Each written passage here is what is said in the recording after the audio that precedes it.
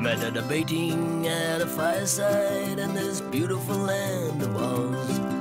Could heaven be a better place than home? Well, supposing that it was. If heaven is in some future where that tomorrow's so unclear, then home for me, I guess, could better be nowhere else but here.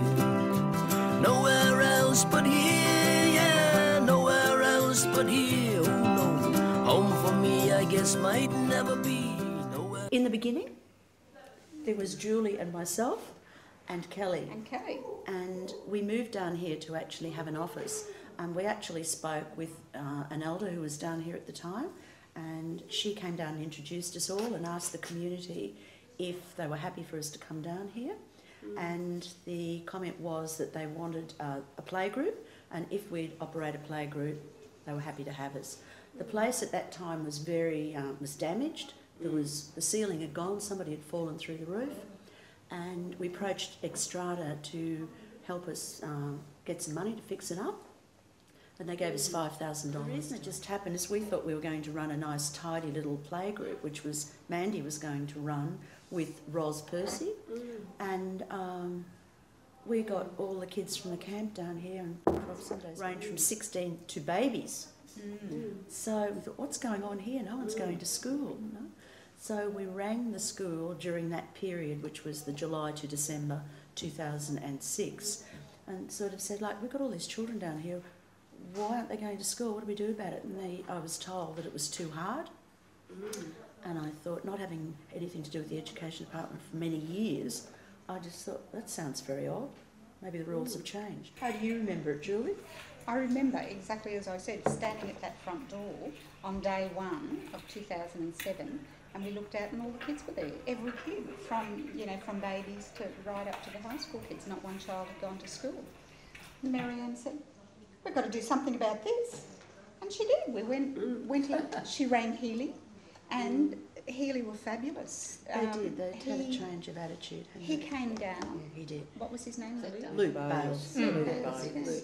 And day 2, we had a talk to the families. They said yes, we could support them to get their kids to school. And the next day we had 6 going to school.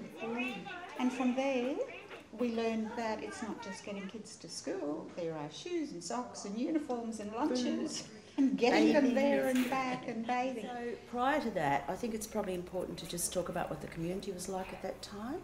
And I must say, we were shocked, weren't we, Julie? There was been no mail deliveries for a couple of years. There was no power in the streets. No light. And what we kept finding was that no government department or local authority wanted to take any responsibility for it, because they kept saying, oh, that's federal government land, which is totally untrue. And so everywhere we went, there was a block. Eventually we did get the power on, and it took probably 6 months to get the street lighting on. And with the mail, we got one of the elders who had been on the committee that was no longer in existence to get a mailbox, and we collected the mail, didn't we? And we used to put it up in the boxes over there, and that's how we actually got to know people, that they would come up to get their mail, some of it 2 years old. There were bags of it at the post office, no sort of government stuff. Bags of mail, so... But that was the positive thing about the mailbox being here, is that the families people had to come. here. So we made the connection there and then. It was excellent. So that was like 2006 where all of that happened, and then the 2007 first day of school was when we rang and got the principal of Healy and just said, what's going on? And he was down here in a shop, I will say, and lent us a bus for the first couple of months, the school bus. I don't know whether he was supposed to, but anyway, he did.